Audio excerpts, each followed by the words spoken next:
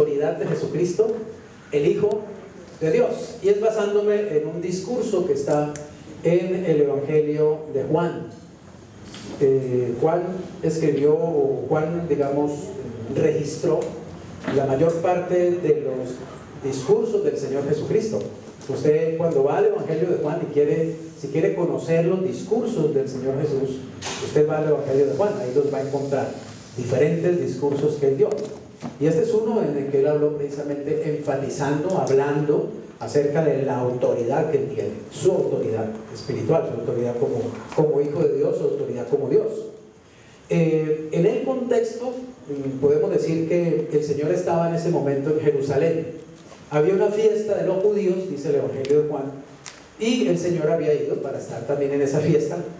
Y él se fue a un estanque que hay allá en Jerusalén. Hoy se pueden ver las ruinas porque por medio de arqueología se han hecho excavaciones y se ha ubicado exactamente el lugar de que habla allí el evangelista Juan. Un estanque llamado el estanque de Betesda, que tenía 5 pórticos y estaba cerca de una de las puertas de entrada a Jerusalén, que se llama la Puerta de las Ovejas. El Señor se acercó a ese lugar porque allí había siempre enfermos, había cojos, había ciegos, había paralíticos, porque de cuando en cuando, dice la Escritura, bajaba un ángel y movía las aguas de ese estanque. Y cuando las personas veían que las aguas estaban moviéndose, bajaban para entrar en el agua, y el primero, solamente el primero que entrara en el agua, quedaba sano de cualquier enfermedad que tuviera. Y ese día el Señor se acercó a un hombre que estaba tirado en el piso, paralítico. La Biblia dice que tenía 38 años de estar paralítico. Y el Señor se acerca a él y le dice: ¿quieres ser sano? Y el hombre le dice: ay, Señor, lo que pasa es que yo no tengo quien me cargue y me baje y me meta allá en el agua cuando el agua se mueve, porque pues como no tengo quien, entonces yo trato de arrastrarme y llegar allá, pero siempre hay alguien que llega primero. Y el Señor, sin mediar palabras, sin decirle nada más, sin darle ninguna explicación, simplemente lo miró y le dijo: levántate, toma tu lecho y anda. Y la Escritura dice: y al instante quedó sano. Al instante quedó sano. Y el hombre se paró, agarró su lecho y se fue. ¿No creen que eso es autoridad? Amén. Tremenda autoridad, ¿cierto? Un hombre de 38 años paralítico.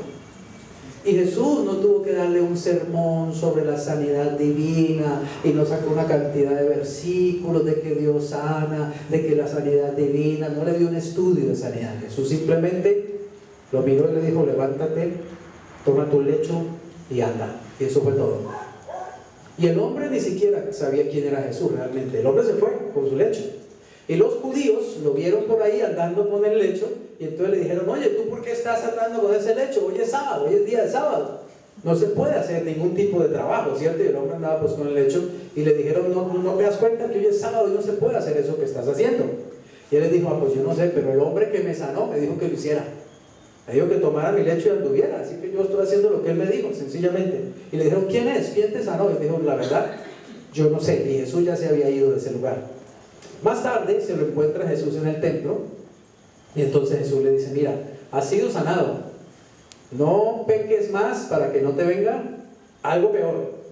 Y entonces el hombre corrió donde los judíos a decirles: ese es el hombre que me sanó. Y claro, los judíos ya sabían de Jesús y se molestaron mucho porque lo había sanado en día sábado. Pero la Biblia dice que el día sábado se puede hacer el bien, ¿sí? Se puede hacer lo bueno.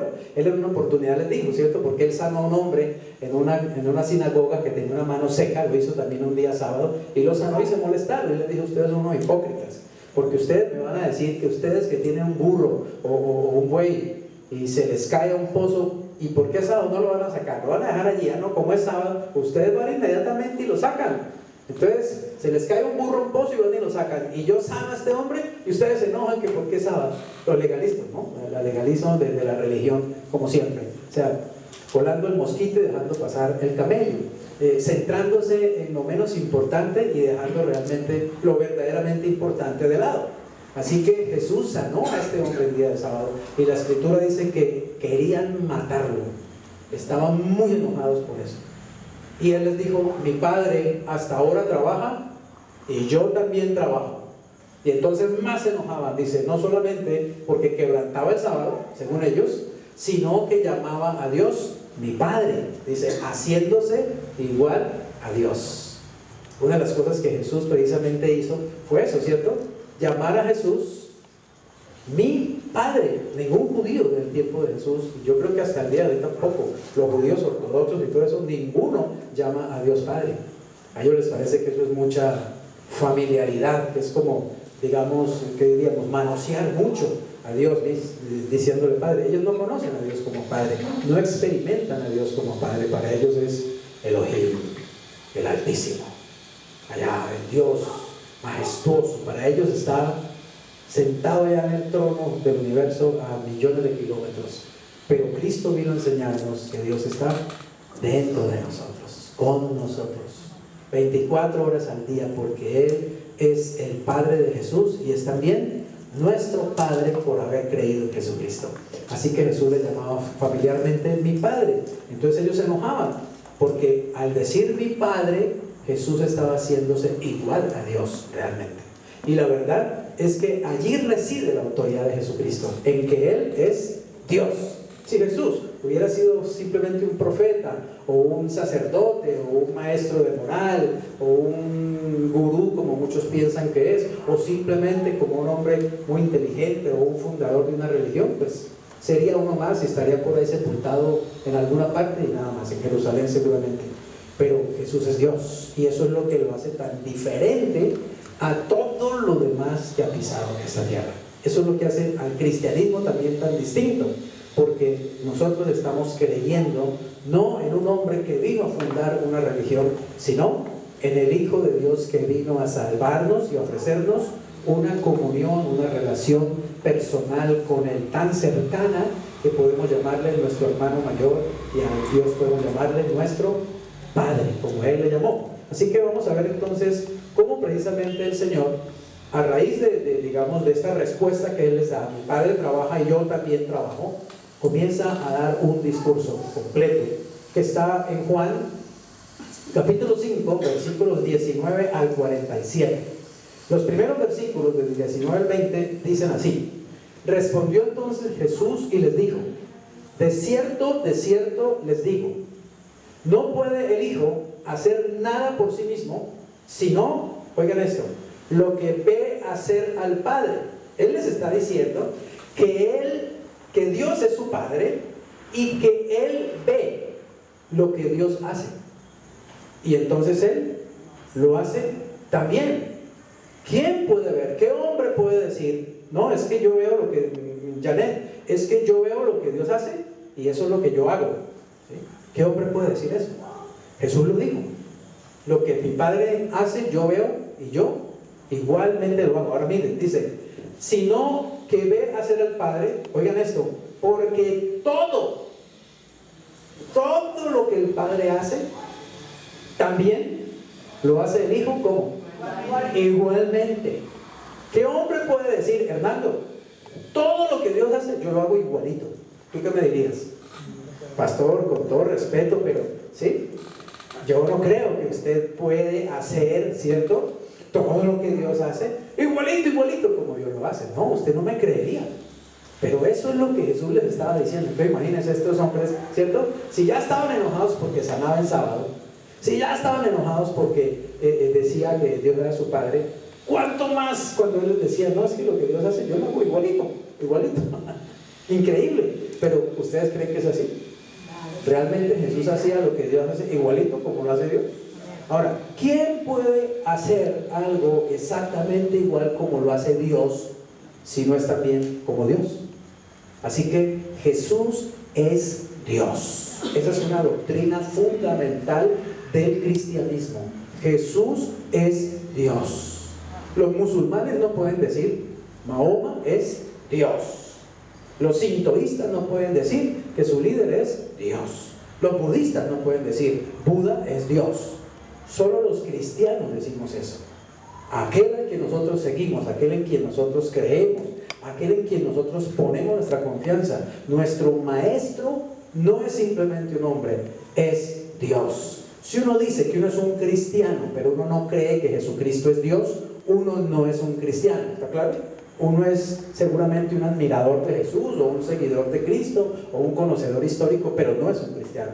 Un verdadero cristiano sabe en su espíritu y confiesa con sus labios que Jesús es Dios. Y es lo que le está diciendo, porque el Padre ama al Hijo y le muestra, oigan esto, le muestra todas las cosas que Él hace, y mayores obras que éstas le mostrará, de modo que ustedes se maravillen. Así que lo primero que encontramos en cuanto a la autoridad de Jesús es que Él tiene una comunión tan estrecha con su Padre, que Él sabe todo lo que el Padre está pensando hacer, y Él también lo hace al pie de la letra.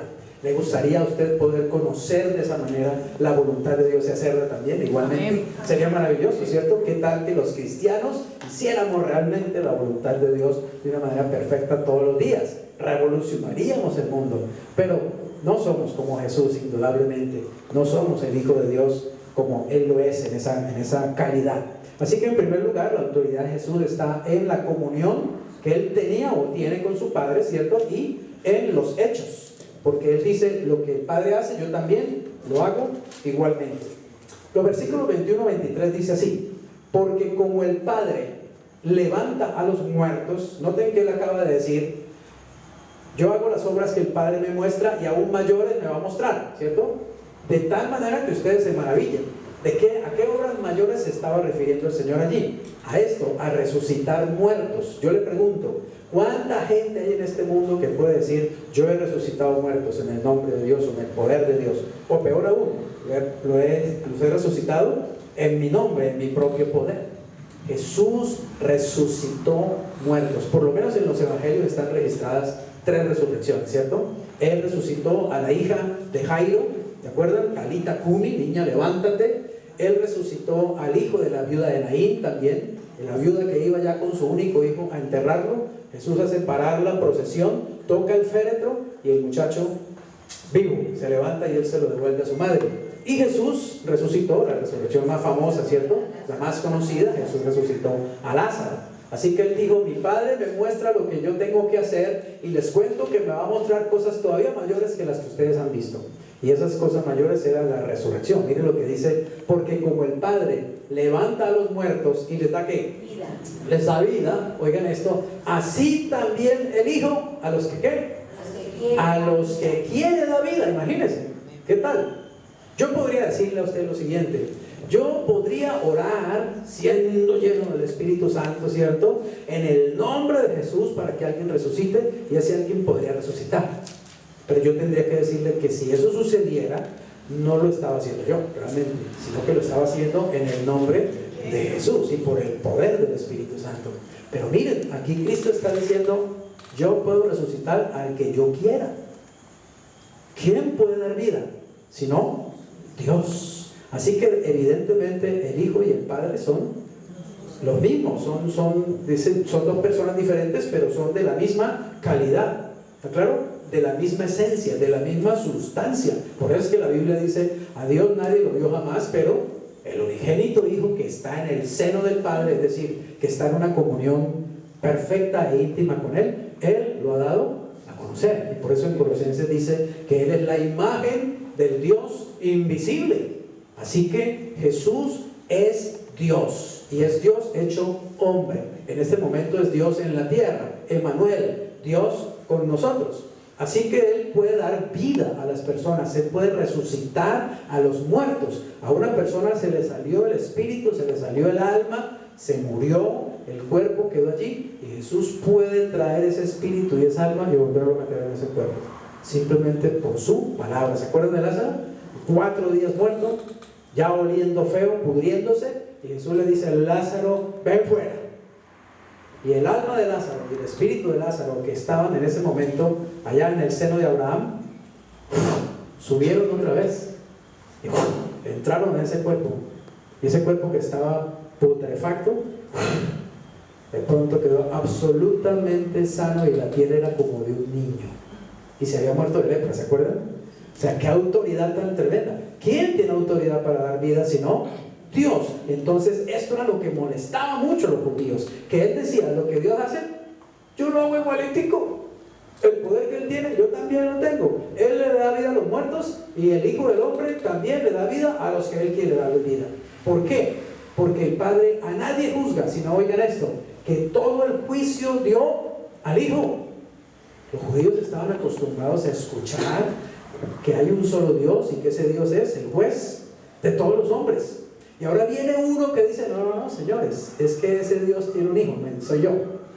Y es más, Él no va a juzgar a nadie. ¿Cómo así? Si eso es lo que me enseñaron a mí desde niño, que Él va a juzgar a todo el mundo. No. Él no va a juzgar a todo el mundo porque todo el juicio me lo dio a mí. Él me entregó a mí esa autoridad de juzgar. ¿Qué tal? ¿O está loco? ¿Cierto? ¿Quién está diciendo eso? ¿O es el mismo diablo del infierno tratando de engañarlo a uno? ¿O es Dios? ¿Está claro? Por eso es que miren, uno no puede tener un concepto de Jesús simplemente de que no, yo creo en Jesús pero a mi manera. No, yo creo que Jesús era un buen hombre, era una buena persona. No, yo creo que Jesús era un buen maestro de moral, el más grande maestro de moral que ha existido. No, o Jesús es Dios o Jesús no es nada para mí. ¿Está claro? No me venga con el cuentico de que no, es que yo no creo que Jesús sea Dios, ni que haya venido del cielo, y que nació del Espíritu Santo, y todo eso. No, yo sí creo que eso ya es novela. Pero yo sí creo que Jesús vivió, ciertamente, Él es un personaje histórico, y lo mataron y todas las cosas. No creo tampoco que resucitó, no, Jesús tiene que estar sepultado en algún lado. Pues ese no es el Jesús de la Biblia, ¿está claro? Y ese Jesús no podría salvarte, ese Jesús no podría perdonar de tus pecados, ese Jesús no podría darte vida eterna. Tiene que ser Dios para que pueda darte realmente todo lo que Él promete dar. ¿Amén? Así que los cristianos creemos sinceramente que Jesús es Dios y no damos un paso atrás en ese sentido. Estamos muy convencidos y muy claros en ese hecho. Él juzga a todos, dice, para que todos honren, oigan esto, para que todos honren al Hijo como honran al Padre. ¿Qué tal? Igual que yo le digo a ustedes, miren, ¿saben una cosa? Ustedes me tienen que honrar a mí igualitico que honran a Dios. ¿Qué dirían también ustedes? No, pastor, pues con todo respeto, ¿cierto? Usted es el pastor, pero ¿qué está fumando últimamente? ¿Cierto? Seguramente no. Porque venir un hombre a decir que a mí me tienen que honrar igual que a Dios. Pero Jesús dijo eso, ¿cómo les parece? Pónganse ustedes en los zapatos de esos judíos, ¿cierto? Y Jesús no solamente sana a un hombre en sábado, que ya eso para ellos era, este hombre quebranta la ley de Dios, no respeta a Dios, no respeta el mandamiento, no respeta el sábado, sino que les dice todo este tipo de cosas. Yo hago las mismas obras que Dios hace, las hago igualito. Yo veo lo que Él hace y exactamente así lo hago. Yo puedo dar vida a la gente así como Él tiene poder para dar vida. Y a mí me tienen que honrar igual que lo honran a Él. Y es más, Él no es el que va a juzgar, el que va a juzgar soy yo, porque Él me entregó a mí esa autoridad para juzgar. ¿Qué tal? Pues con razón agarraron esas piedras para querer tirarle, ¿cierto? Porque obviamente ellos no entendían eso. ¿Saben? Uno solamente puede entender eso y aceptar eso por medio del Espíritu Santo. Si usted realmente cree esas palabras, es porque a usted el Espíritu Santo ya obró en usted y ya está obrando en su mente y lo ha convencido de eso. Porque uno humanamente no puede aceptar. Yo estoy viendo un hombre ahí de carne y hueso y diciendo todo esto, o está loco o realmente pues está diciendo la verdad. Dice, el que no honra al Hijo, oigan esto, no honra al Padre que le envió. El que no honra al Hijo no honra al Padre que le envió. Ese es el error que cometen la gran mayoría o el resto de las religiones del mundo, que no honran a Cristo como honran a Dios. ¿Entiende esto? Mucha gente dice que honra a Dios, ¿cierto? Vaya, pregúntale a los musulmanes, no, nosotros honramos a Dios. Vaya, pregúntale a los budistas, honramos a Dios. Vaya, pregúntale a los judíos, nosotros honramos a Jehová. ¿Y por qué no honran a Jesús? Ah, no, es que Jesús es otra cosa. ¿Está claro? Es que Jesús es un falso profeta, es que Jesús es un endemoniado, es que Jesús es un mentiroso, es que Jesús es un falso maestro. Entonces, como no honran a Cristo, tampoco honran a Dios. Ellos creen que están honrando a Dios. No están honrando a Dios, porque nadie puede honrar al Padre si primero no honra al Hijo. Si uno se salta a Jesús, olvídate, estás out. Así que esto es algo que tenemos que tener muy claro. En segundo lugar, entonces, la autoridad de Jesús es una autoridad para dar vida, es una autoridad para hacer juicio y es una autoridad para ser honrado como se le honra a Dios. Versículos 24 al 26. de cierto les digo, el que oye mi palabra y cree al que me envió. Nota que él también está diciendo que no hay que creer en Dios, sino que hay que creerle a Dios. Ahí está la diferencia. Les digo, el que oye mi palabra y cree, no dice cree en, ¿ok? En el que me envió, sino cree al que me envió. El asunto no es decir simplemente yo creo en Dios, a mi manera. El asunto es creerle a Dios, creer a la palabra de ese Dios. De cierto les digo, el que oye mi palabra y cree al que me envió, ¿qué tiene? Tiene vida eterna. ¿Y qué le pasará? No vendrá a condenación. ¿Por qué? Ha pasado de muerte a vida. ¿Quién lo pasó de muerte a vida? ¿Quién lo pasa a uno de muerte a vida? Jesús. Él tiene la autoridad para eso. Él mismo lo está diciendo. Yo tengo la autoridad para dar vida. Así que cuando una persona me cree a mí y por lo tanto le está creyendo al que me envió, yo le doy vida eterna. Oiga bien, y no vendrá condenación. Impresionante. Y pasará de muerte a vida. De cierto les digo, viene la hora, y ahora es, cuando los muertos oirán la voz del Hijo de Dios, y los que la oyeren vivirán. Esto se puede entender en dos sentidos, ¿cierto? Dice, viene la hora y ya es. Él vino a resucitar muertos espirituales y muertos físicos también. Desde este momento que Jesús comenzó a predicar la palabra, muchos que estaban muertos espiritualmente comenzaron a recibir vida espiritual, salvación. Cuando uno recibe a Cristo, todos sabemos, ¿cierto?, que estamos muertos espiritualmente, pero al recibir a Cristo, recibimos vida espiritual, nacemos de nuevo, resucitamos espiritualmente hablando. Pero el Señor no solamente resucitó, digamos, muertos espirituales, sino que también aseguró y mostró esa autoridad resucitando muertos físicos. Ya lo hemos dicho, los tres casos. De cierto les digo, viene la hora y ahora es, cuando los muertos oirán la voz del Hijo de Dios, y los que la oyeren vivirán. Porque como el Padre tiene vida en sí mismo, así también ha dado al Hijo, ¿el qué? El tener vida en sí mismo.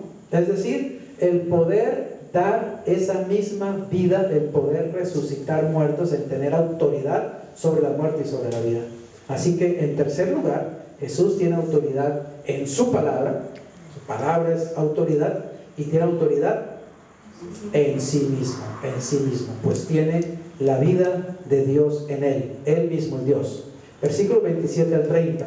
También le dio, dice, autoridad de hacer juicio, ya lo vimos, por cuanto es el Hijo del Hombre. No se maravillen de esto, porque vendrá hora cuando todos los que están en los sepulcros oirán su voz. Ustedes saben que la Biblia nos enseña que el Señor hará la resurrección en diferentes etapas, ¿cierto? La primera grupo de personas, de creyentes que vamos a resucitar, somos los que hayamos muerto y seamos llamados en el momento del arrebatamiento. O sea, cuando el Señor venga a llevarse a su iglesia, va a levantar a todos los cristianos que hayan muerto. Esa es la primera grupo de creyentes que va a resucitar para encontrarnos con el Señor en los aires, el arrebatamiento. Pero cuando el Señor vuelva por segunda vez, va a resucitar a otro grupo de creyentes, aquellos que se han convertido a Cristo durante la gran tribulación, a los judíos que se han convertido también a Cristo durante la gran tribulación. El Señor los va a resucitar. ¿Para qué? Para que entren al milenio, al reino milenial. A los cristianos nos resucita para ir al cielo, y a los que han pasado por la gran tribulación y han sido creyentes en Cristo, los resucita para entrar al reino terrenal de 1000 años. Pero solo 1000 años después va a resucitar a los demás, o sea, a los no creyentes. A eso le llama la Biblia, digamos, la segunda resurrección, o la segunda muerte mejor. Al grupo que resucita en el arrebatamiento y que resucita en la segunda venida, se le llama la primera resurrección. Y el libro de Apocalipsis dice, bienaventurados los que tienen parte en la primera resurrección. ¿Por qué resurrección? Para los creyentes. La otra es resurrección para los no creyentes. Por eso dice, no se maravillen, porque vendrá hora cuando todos los que están en los sepulcros, o sea, creyentes o no creyentes, oirán su voz. Y los que hicieron lo bueno, o sea, los creyentes, saldrán a resurrección de vida. Mas los que hicieron lo malo, o sea, los que no creyeron en él, ¿a resurrección de qué? De condenación. No puedo yo hacer nada por mí mismo. Según oigo, o sea, oigo a mi Padre, así juzgo, y mi juicio es ¿cómo? Es justo. Porque no busco mi voluntad, sino la voluntad del que me envió, la del Padre. Así que en cuarto lugar, la autoridad de Cristo es para juzgar a creyentes y no creyentes. Como segunda parte de este discurso, y para ir ya terminando, vemos entonces ahora que el Señor no solamente dice que Él tiene autoridad y muestra en qué cosas tiene autoridad, sino que dice que Él tiene testigos de esa autoridad que Él tiene, ¿ok?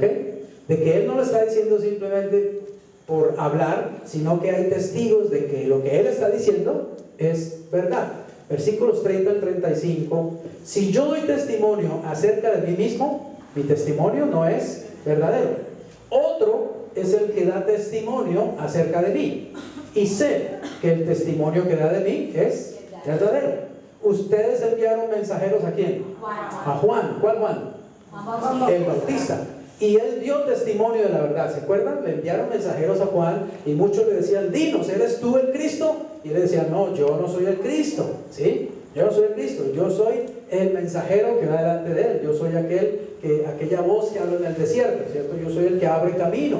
Yo no soy digno de desatar las correas de sus calzados. Él viene detrás de mí, él es antes que yo. Yo los bautizo a ustedes con agua, pero él los va a bautizar con Espíritu Santo y fuego. O sea, Juan Bautista dio testimonio, ¿cierto?, de que Jesús era el que él dice estar siendo. Es más, a sus discípulos, en una ocasión en que vieron a Jesús, él les dijo: ese es el Cordero de Dios que quita el pecado del mundo.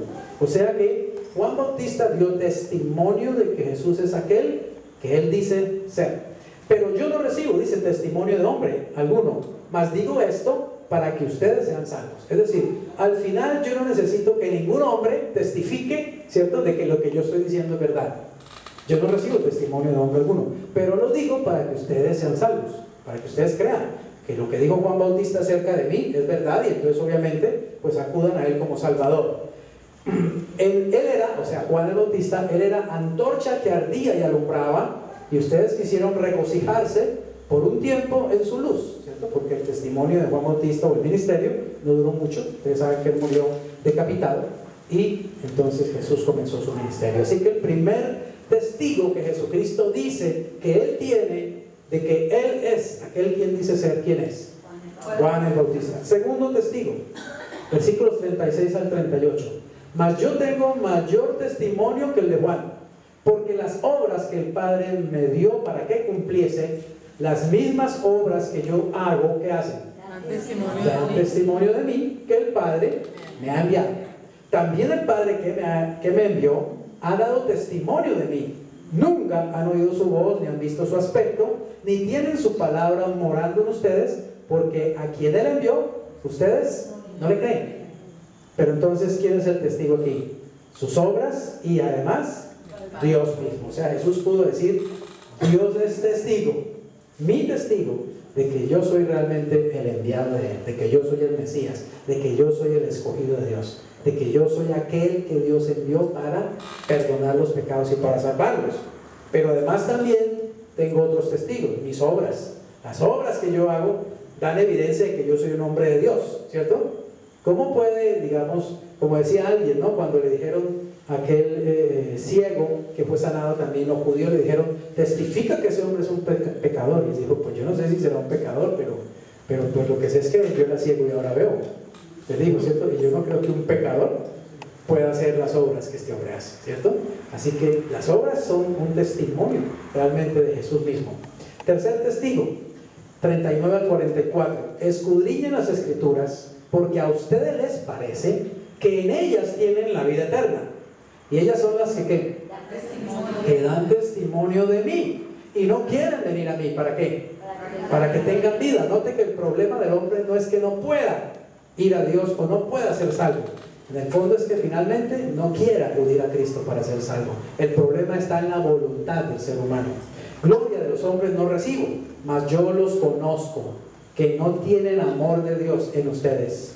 Yo he venido en nombre de mi Padre y no me reciben. Si otro viniera en su propio nombre, a ese recibirán. Y así es así, ¿cierto?, a lo largo de la historia. Y saben, los judíos de este tiempo están a punto de recibir precisamente a otro que no viene en el nombre del Padre. Vino Cristo y lo rechazaron, y están a punto de recibir al anticristo. Cuando el anticristo surja, los judíos lo van a aceptar, lo van a recibir. Van a creer que ese es el Mesías que ellos han estado esperando. Rechazaron al verdadero hace 2018, 17 años y van a caer en la trampa de creer que este hombre que se va a levantar en estos últimos tiempos, el anticristo, ellos van a creer que ese es el Mesías que esperaban y a ese sí lo van a recibir. ¿Cómo pueden ustedes creer? Pues reciben gloria los unos de los otros y no buscan la gloria que viene del Dios único. Así que, ¿cuál es el tercer testigo? Las Escrituras, la Biblia es testigo de que Jesús es el Hijo de Dios. Jesús es Dios. Jesús es el que tiene toda la autoridad en los cielos, en la tierra y debajo de la tierra. Y finalmente, el último testigo que él nombra, versículos 45 al 47, dice: no piensen que yo voy a acusarlos delante del Padre. ¿Hay quien los acusa? ¿Quién? Moisés, en quien tienen su esperanza. Porque si creyeran a Moisés, me creerían a mí. ¿Por qué? Porque de mí escribió él. O sea, Moisés escribió acerca del Mesías, evidentemente. Moisés habló de Jesús proféticamente hablando. Es más, Moisés da un discurso muy grande en un momento determinado al pueblo y él les dice que Dios va a levantar un profeta mayor que él y que a esa edad que ellos tienen que creer, al que tienen que escuchar, nada menos que Jesús, que vendría obviamente miles de años después de Moisés. Entonces Jesús les dice: vea, ese Moisés en el que ustedes tanto creen y tanto leen a Moisés y tanto, pues mejor dicho, prendidos de Moisés, ese mismo Moisés va a testificar contra ustedes. Porque Moisés sí habló de mí, creyó en mí, y ustedes, estoy aquí delante de ustedes y ustedes no me creen. Estoy haciendo las obras del Padre y ustedes no me creen. Levanto muertos y ustedes no me creen. Sanos, ciegos, cojos, mudos y ustedes no me creen. ¿Sí? Así que Moisés mismo los va a juzgar. Pero si no creen a sus escritos, a los de Moisés, ¿cómo creerán a mis palabras? Conclusión: Jesús vino en el nombre de su Padre. Habló las palabras de su Padre. Hizo las obras de su Padre. Y tiene la vida y la autoridad del Padre en él. Conclusión: ¿quién es él? Él es mi Señor. Mire a quién adoramos los cristianos, a quién alabamos los cristianos. Mire con quién andamos los cristianos cada día. Mire quién es el que está entre nosotros. Uno que tiene la misma autoridad del Padre, el mismo poder, la misma majestad, la misma sustancia, el mismo juicio, las mismas palabras, las mismas obras. Estar con Cristo es exactamente igual que estar con Dios, exactamente igual. Ahora, Él nos enseñó que le pidamos a Dios, al Padre, en el nombre de Él. Amén. En el nombre de Él. Así tenemos que pedir. Tenemos que aprender a pedirle al Padre en el nombre del Hijo. Él dijo que cuando le pedimos al Padre en su nombre, Él escucha y Él responde. Amén. Así, ¿por qué podemos pedir en el nombre del Hijo? Porque a Él es a quien el Padre le delegó toda la autoridad. Amén. En Mateo 28 dice: toda la potestad me ha sido dada. ¿Quién se la dio? El Padre, Dios el Padre. Me ha sido dada en el cielo, en la tierra, y aún la tienen debajo de la tierra el Señor. Así que el que hemos recibido es nada menos que Dios mismo. El que hemos recibido es nada menos que el que tiene la autoridad para levantar inclusive a los muertos, resucitar a los muertos.